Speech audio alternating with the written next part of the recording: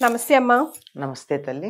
అమ్మ, ఈ రోజు మీ ద్వారా మహాలక్ష్మి యొక్క అవతారం గురించి, ప్రాముఖ్యం గురించి, విశిష్టత గురించి తెలుసుకోబోతున్నామని ముందరే నిర్ధారించుకున్నాక చెప్పవలసినటువంటి బాధ్యత ఉంది. అంతే కదమ్మా. లక్ష్మీం క్షీర సముద్రరాజతనయాం శ్రీరంగధామేశ్వరీం దాసీభూత సమస్త దేవవనితాం లోకైక దీపాంకురాం శ్రీమన్మందకటాక్షలబ్ధ విభవ బ్రహ్మేంద్ర గంగాధరాం త్వాం త్రైలోక్య కుటుంబినీం సరసిజాం వందే ముకుంద ప్రియాం. అమ్మవారి యొక్క అవతారాలలో ప్రముఖంగా చెప్పుకోదగినటువంటి వాటిల్లో మహాలక్ష్మి ఒకటి. ఎందుకు అంటే అమ్మవారిని మనం ప్రార్థన చేసేటప్పుడే ఏమని చెప్తాం? మహాకాళి, మహాలక్ష్మి, మహాసరస్వతి ఇది త్రిశక్త్యాత్మక లలితా పరాదేవత అని చెప్తాం. కాళి మొట్టమొదటి రూపం, తరువాత ఉన్నటువంటిది మహాలక్ష్మి. అంటే సాధారణంగా ఏమని చెప్పుకుంటారంటే మహిషాసురమర్దని స్వరూపంగా వచ్చి మహిషాసురుణ్ణి సంహరించినటువంటి శక్తికి మూలమైనటువంటిది మహాలక్ష్మిగా చెప్పుకుంటారు. అయితే ఆ రూపంగా కన్నా కూడా మహాలక్ష్మి అన్నది ఒక్కొక్క యుగంలో ఒక్కొక్క చోటు నుండి ఆవిడ ఆవిర్భవించటం మనకు కనపడుతూ ఉంటుంది. ఒక యుగంలో బిల్వం నుండి, ఒక యుగంలో అగ్ని నుండి, ఒక యుగంలో సూర్యుడి నుండి, ఈ మొన్న జరిగినటువంటి దాంట్లో పాల సముద్రం నుంచి క్షీర సముద్ర రాజతనయం అని చెప్పుకుంటాం కదా, పాల సముద్రం నుంచి ఇలా ఆవిర్భవించినట్టుగా చెప్పుకుంటాము. అటువంటి లక్ష్మీదేవి రూపంలో అమ్మవారిని ఆరాధించటం విజయవాడలో ఉన్న కనకదుర్గాదేవికి, అంటే త్రిశక్త్యాత్మక కదా ఆవిడ, అందుకని ఒకరోజు లక్ష్మీ రూపంలో ఆవిడ్ని ఆరాధించటం ఉంది. ఇక్కడ మాత్రం ఆవిడ క్షీరాబ్ది పుత్రికగానే చెప్పుకోవడం, క్షీరాబ్ది కన్యకకు అని మనం అన్నమాచార్యుల వారి కీర్తన కూడా మనకు కనపడుతూ ఉంటుంది. ఈవిడ డోలాసురుడు అనేటటువంటి రాక్షసుని సంహరించింది అంటారు. దీన్ని హోలాసురుడు అనే పేరుతో కూడా మనకు కొన్ని చోట్ల కనపడుతూ ఉంటుంది. దుష్టరాక్షస సంహారానికి ఆవిర్భించటమే.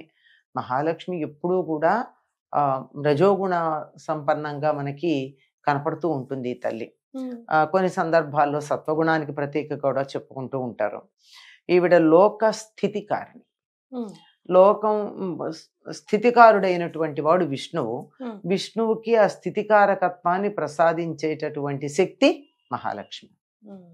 ఇప్పుడు మనకి ఈ మహాలక్ష్మి ఎన్ని రకాలుగా ఉంటుందంటే, మనకు లోకంలో ఏదున్నా గానీ మనం లక్ష్మిగా చెప్పుకుంటాం, సంపద అనే అర్థంలో. అంటే కావలసినంత లక్ష్మీదేవితో, అది కావలసినంత, ఎంత కావాలంటే అంత, అవసరమైతే ఇతరులకు ఇవ్వగలిగినంత ఉన్నటువంటి దాన్ని అయినా సరే, దేన్నైనా సరే లక్ష్మిగా చెప్పుకుంటాం. ప్రతి దానిని లక్ష్మిగా అనుకునేటటువంటి పద్ధతి ఉంది. అయితే ఈవిడికి ప్రధానమైనటువంటి రూపాలు 8 ఉన్నట్టుగా చెప్పుకుంటూ ఉంటాం. ధనలక్ష్మి, ధాన్యలక్ష్మి, ధైర్యలక్ష్మి, విజయలక్ష్మి, విద్యాలక్ష్మి, సౌభాగ్యలక్ష్మి, సంతానలక్ష్మి, గజలక్ష్మి. ఈవిడ ఈ సౌభాగ్యలక్ష్మిని ప్రారంభంలో చెప్పుకుంటే ఆదిలక్ష్మి అన్న పేరుతో కూడా చెప్తారు. అంటే అన్ని లక్ష్ములకి మూలంగా ఉండేటటువంటి ఆవిడ ఆదిలక్ష్మి. ఇలా ఇవే కాకుండా మనకి ఇంకా తర్వాత చూసినట్టయితే వరలక్ష్మి అన్న పేరుతో ఒక లక్ష్మీదేవిని పూజిస్తాం. మోక్షలక్ష్మి, ఏదైనా మనం కావాలనుకునేటటువంటిది, మనకు సంపదగా భావించుకునేది, మనకు ఉపయోగపడుతుంది అనుకున్నది, మేలు కలిగిస్తుందన్నది ప్రతిదీ కూడా లక్ష్మిగా చెప్తాం. మొన్నటికి స్వతంత్రం రావడానికి ముందు స్వతంత్ర లక్ష్మి, స్వరాజ్య లక్ష్మి, ఇలాంటి పేర్లు మనకి చాలా మంది కనపడుతుంటే, ఇప్పుడు 70-75 ఏళ్ల వయసున్న వాళ్ళందరికీ ఉన్నటువంటి పేర్లలో ఎక్కువ అదే ఉంటుంది. విజయలక్ష్మి, ఇవన్నీ మనకి ఇవన్నీ కావాలి, ఏవైతే కావాలనుకుంటామో అవన్నీ లక్ష్మిగా సంకేతించి చెప్పుకుంటూ ఉంటాం. లక్ష్మి అంటే గుర్తు, సంకేతము. దేన్నైతే మనం తప్పనిసరిగా ఇది గుర్తుగా గుర్తించటానికి వీలుగా పెట్టుకుంటామో అదనమాట. ఇది యాదేవి సర్వభూతేషు లక్ష్మీ రూపేణ సంస్థిత అని మనకు అన్ని జీవులలోనూ అనేకమైనటువంటి గుర్తుల రూపంలో ఉండే అమ్మవారిని లక్ష్మి అని మనం చెప్పుకుంటాం. లక్ష్మీ రూపంలో ఉండేటటువంటి అని చెప్తాం.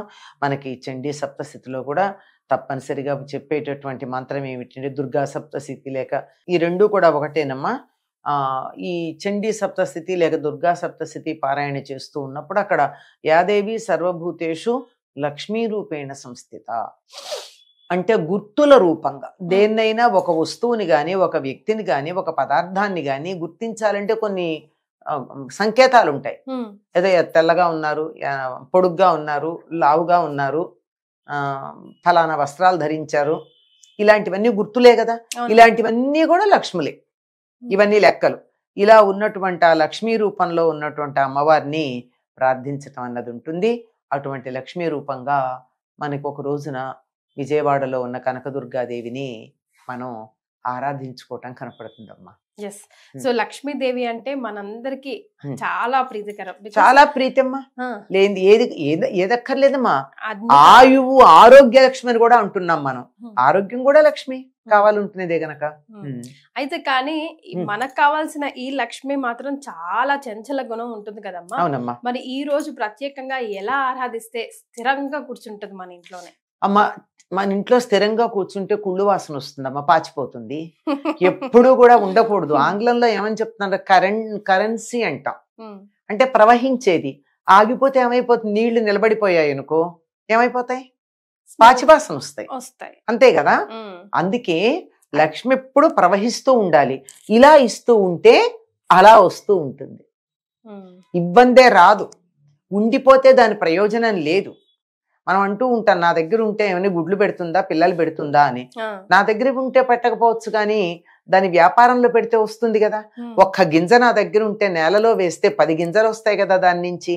అలా మనం దాన్ని సద్వినియోగం చేసుకోవాలి. సద్వినియోగం చేసుకున్నప్పుడు మాత్రమే లక్ష్మి మనకి సంపద అవుతుంది. అంతేగాని దాచిపెట్టుకుంటే అవదమ్మా. అందుకే మీరు ఇంత చెంచల అన్నారు చూసారా, ఆ చెంచల అమ్మవారిని మనం పూజ చేసేటప్పుడు మన అన్ని అవయవాల్ని పూజ చేస్తాం కదమ్మా.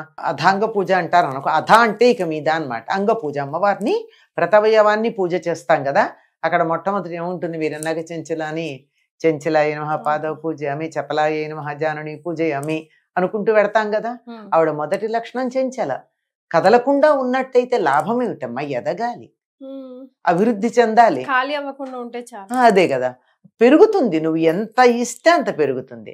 ఎట్లాగైతే నూతిలో నీళ్లు తోడుతున్న కొద్దీ ఊట వస్తూ ఉంటుందో అట్లా దాన్ని మనం వినియోగిస్తున్న కొద్దీ వస్తుంది. వినియోగించకుండా అట్టే పెట్టేస్తే మాత్రం అలాగే ఉంది. ఎప్పుడో 100 రూపాయలు ఉన్నాయనుకో నాకు 10 ఏళ్ల క్రితం, దాన్ని బీరువాలో పెట్టి దాచుకున్నాను అనుకో 100 రూపాయలే ఉంటాయి. దాన్ని పెట్టి నేను ఏదైనా వస్తువు కొన్నాను అనుకో దాని విలువ పెరిగిందా లేదా. అంచేత లక్ష్మి ఎప్పుడూ కూడా కదులుతూనే ఉండాలి. కదిలితేనే లక్ష్మి, కదలకపోతే లక్ష్మి కాదు. సో లక్ష్మీదేవికి ప్రత్యేకంగా ఇలా దీపారాధన చేయాలి, అలా చేయాలి అని ఎన్నో చెప్తారు కదమ్మా. అవన్నీ అమ్మ చెప్పాను కదా, వ్యక్తిగతమైనటువంటి ఇష్టానిష్టాలు ఎక్కడెక్కడో వెతికి వెతికి వెతికి తీసుకొని వస్తారు. అంటే ఉన్నాయి, లేక వాళ్ళు అసత్యం చెప్తున్నారని కానీ తప్పని కానీ నేను అనలేను, కానీ సామాన్యమైనటువంటివి కాదవన్నీ. మామూలుగానే దీపం పెడతాం, అమ్మవారికి ఇష్టం దీపం. అసలు అమ్మవారు ఉంటానని చెప్పినటువంటిదే దీపంలో ఉంటానంది కదా. దీపం ఇష్టం, పువ్వులు ఇష్టం, కుంకుమ ఇష్టం, పసుపు ఇష్టం, ఇంట్లో సంతోషంగా ఉంటే ఇష్టం, అంతే కదా. నవ్వుతూ ఉంటే ఇష్టం, ఆనందంగా ఉంటే ఇష్టం. అలా ఆవిడ ఇష్టపడి మన ఇంట్లోకి వచ్చి కదలను సుమా అన్నట్టుగా ఉండాలి అంటే ఈ లక్షణాలు పెంపొందించుకుంటే చాలు కదా. రైట్ అమ్మా, చాలా సంతోషం, ధన్యవాదాలు.